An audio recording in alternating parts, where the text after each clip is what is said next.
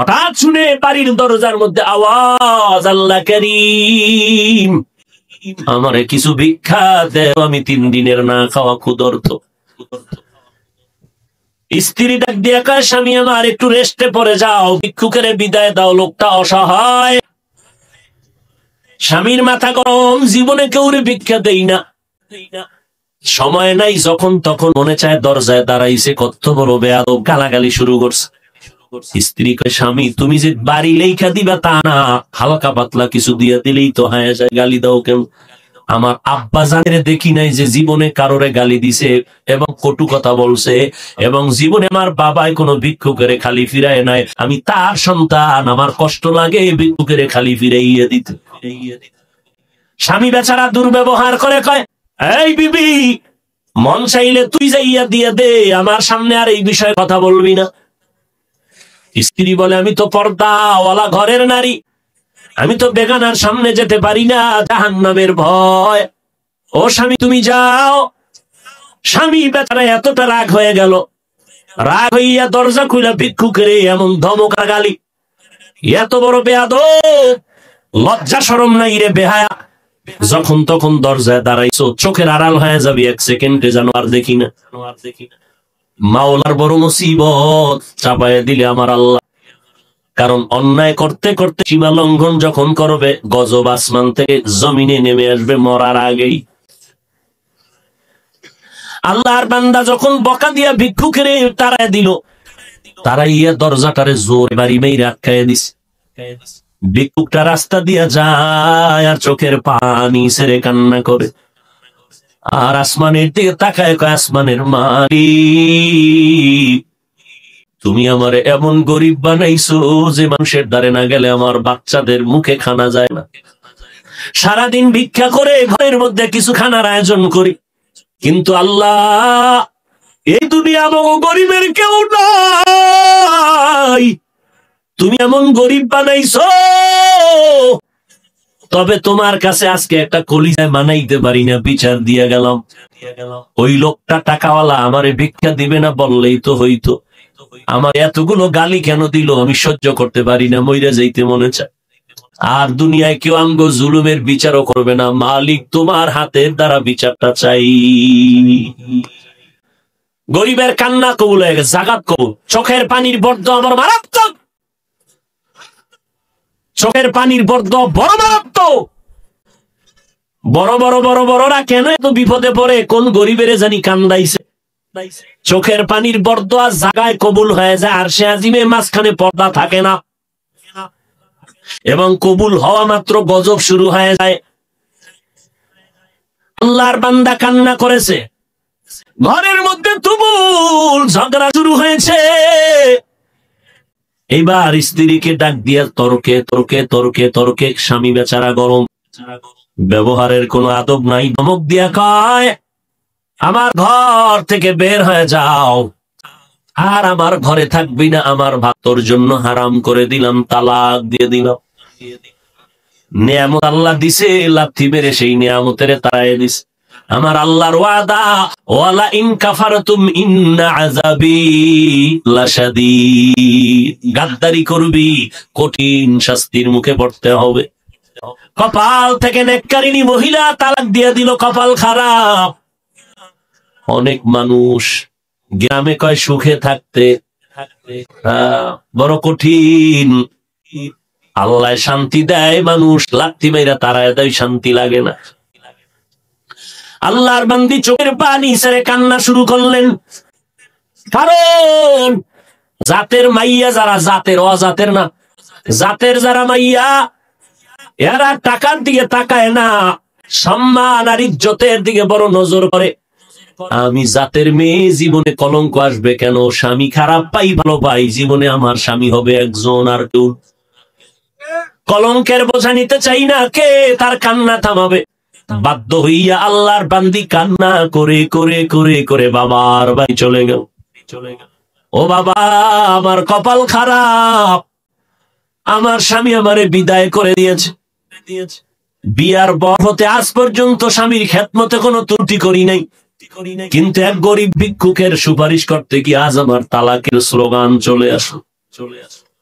বাবাও বড় ভালো সন্তান, কন্যাকে সান্ত্বনা দিয়া কয় ধৈর্য ধারণ কর, কোরআন তেলাওয়াত কর, মালিকের ফয়সালার অপেক্ষায় থাক। দীর্ঘ 1টা বছর আল্লাহর বান্দি ঘরের মধ্যে পর্দা রক্ষা করে কোরআন তেলাওয়াত করে আর মাওলার দরবারে যায় নামাজে কান্দে। আল্লাহ চাইছিলাম স্বামীটার আমি হেদায়েতের পথে নিব, পারলাম না, কপালে নাই। আল্লাহ তুমি এমন একজন স্বামী যদি আমারে কপালে রাখো, যেই স্বামী দিনদার হবে, একটা দিনদার স্বামী মিলায় দেও। দীর্ঘ 1 বছর পরে বিয়া হয়ে গেল, একজন দিনদার স্বামী পাইল। যদিও টাকা নাই, বাড়ি নাই, গরিব, কিন্তু আমার মাওলার বড় আসে। স্ত্রীর অজুর পানিটা আগাইয়া দেয় আল্লাহ, স্ত্রীর গোসলের পানি আগায় দেয়, বাথরুমটা নিজে ধুইয়া দেয়, খানার প্লেটে গিয়া খেদমত করে, রান্নাঘরে গিয়া খেদমত করে। আল্লাহ আমার মায়ার নবীর কেমন আদর্শ। আম্মা জান আয়েশা বলে পাক করতেছি, নবী আয়েশা খেদমত করে তরকারি আগায়। নবী একদিন বাজার থেকে রান্নার মাল কিনা নিজে হাতে কইরা নিয়ে যায়। একজন সাহাবী দৌড়ে কয়, নবী আপনি তো রহমাতুল লিল আলামিন, আপনি কেন নিবে? ডাক দিয়ে কয়, সাহাবী দায়িত্ব আমার, আমাকে পালন করার সুযোগ দাও, আমার দায়িত্ব পালন করতে হবে, আমি রহমতের নবী। এরে নবীর উম্মত, স্বামী এখন নামাজ আগে, স্ত্রী কয় নামাজ পড়বা, রান্না বাড়ি বন্ধ। এক বেলার নামাজও জানো টাইম থেকে উল্টা পাল্টা না হয়। নামাজ পড়বা, এরপরে রান্না হলে হলো, না হলে নাই। খাইয়া দাইয়া বড় শান্তিতে, মরিচ দিয়ে খাইয়াও বড় কলিজায় শান্তি। এবার আমার মাওলা কিছু আপন বান্দাদেরকেও মহাপরীক্ষায় ফালায়। এবার আল্লাহর পরীক্ষা শুরু হয়ে গেল। একদিনের ঘটনা, হঠাৎ দুপুর বেলা খানা খাইয়া স্বামী আর স্ত্রী এসে যাবে, কথাবার্তা বলতেছে নিজন ছোট ঘরের মধ্যে। আল্লাহর পরীক্ষা, দরজার সামনে আওয়াজ, একজন ভিক্ষুক ডাক দিছি, আমি ভিক্ষার জন্য আসছি, আমারে একটু ভিক্ষা দাও, আমি বড় ক্ষুধার। আল্লাহর বান্দি চিন্তায় পড়ে গেল, সেই আগের পরীক্ষা না জানি শুরু হয়ে গেছে। আল্লাহর বান্দি এবার স্বামীকে বলবে দূরের কথা, স্বামী লাফ দিয়ে ওইটা কয়, বিবি এমন একটা টাইমে ভিক্ষুক আমার দরজায় দাঁড়াইছে, খানার টাইম, ভিক্ষা দিব পরের কথা, দেখো কিছু খানা দেওয়া যায়নি। নিব খাম, টাকাওয়ালারা গরিবের লাথি মারতে চিন্তাও করে না। অথচ মদিনার নবী বলেন, গরিবেরা ধনী লোকের 500 বছর আগে জান্নাতে চলে যাবে। আল্লাহর বান্দা বলে, বিবি দেখো। এবার স্বামী বেচারা দরজা খুলে দেখে ভিক্ষুক, বৃদ্ধ মানুষ, হাঁটতে বড় কষ্ট হয়, বলে আসেন, খাইছেন নি? খাইনি। ঘরের দরজা খুইলা সামনে বসাইছেন একটা পাটির মধ্যে। ঘরে গেলেন, বিবি তাড়াতাড়ি কিছু দাও খানার জন্য। খানা দানা তেমন নাই, যা কিছু আছে দিয়া তরকারি দিয়ে খানা দিল। আল্লাহর বান্দা খানা দিলেন, ভিক্ষুক ঘরের সামনে বসে বসে খানা খায়। হঠাৎ ঘরের মধ্যে আল্লাহর বান্দির নজর একটা পড়ে গেল ওই ভিক্ষুকের চেহারার মধ্যে। আল্লাহর বান্দি মহিলা ভিক্ষুকের চেহারায় অনিচ্ছায় নজর পড়ার পরে কেমন যেন শরীরের মধ্যে একটা কম্পন শুরু হয়ে গেল।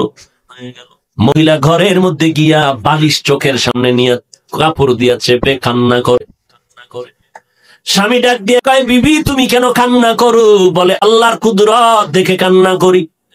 বলে কি আল্লাহর কুদরত? বলে ও স্বামী তুমি জানো না, যেই ভিক্ষুকটারে তুমি খানা দিয়েছো, ওই ভিক্ষুকটার চেহারায় আমার নজর পড়েছে।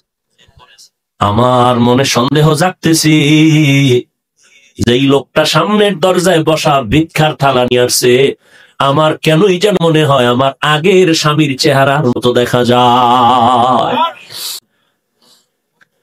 এবার স্বামী বেচারা চোখের পানি ছেড়ে কান্না করে, বিবি গোপন রাখতে চাইছিলাম, বলতে চাইছিলাম না, যেহেতু তুমি ধরেই ফেলেছো শুনে নাও, মাওলা কিন্তু সীমা লঙ্ঘন পছন্দ করেন না।